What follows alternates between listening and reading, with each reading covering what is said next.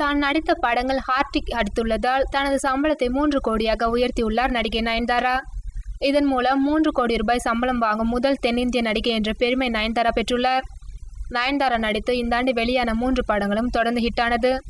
ஜெயம் ரவியுடன் அவர் நடித்த தனி ஒருவன், ஆரியுடன் நடித்த மாயா, விஜய் சேதுபதியுடன் நடித்த நானும் ரவுடிதான் ஆகிய படங்கள் ஹிட்டானது.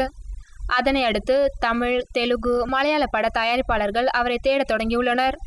விக்ரம் நடிப்பில் ஆனந்த் சங்கர் இயக்கும் படம் மர்ம மனிதன். புலி பட தயாரிப்பாளர்களில் ஒருவரான ஷிபு தமிழ் தயாரிக்கும் இந்த படத்திற்காக நயன்தாராவிடம் கால்ஷீட் கேட்டனர். அப்போது தனது சம்பளமாக ரூபாய் 3 கோடி கேட்டுள்ளார் நயன்தாரா. அதற்கு சம்மதம் தெரிவித்தே ஒப்பந்தம் செய்துள்ளனர். படங்கள் ஹிட்டானால் ஹீரோக்கள் தான் தனது சம்பளத்தை உயர்த்துவார்கள்.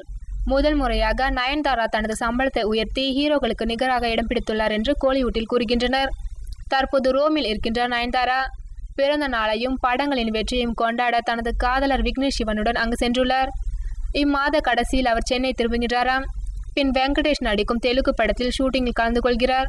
சம்பள விவகாரம் பற்றி நயன்தாரா தரப்பில் விசாரித்த போது இதில் எதுவும் உண்மை இல்லை, நடிகைகளுக்கு அவ்வளவு சம்பளம் கொடுப்பார்களா என்று தெரிவித்துள்ளனர்.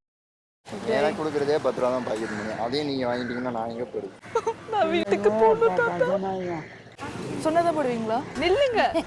என்னத்துக்கு?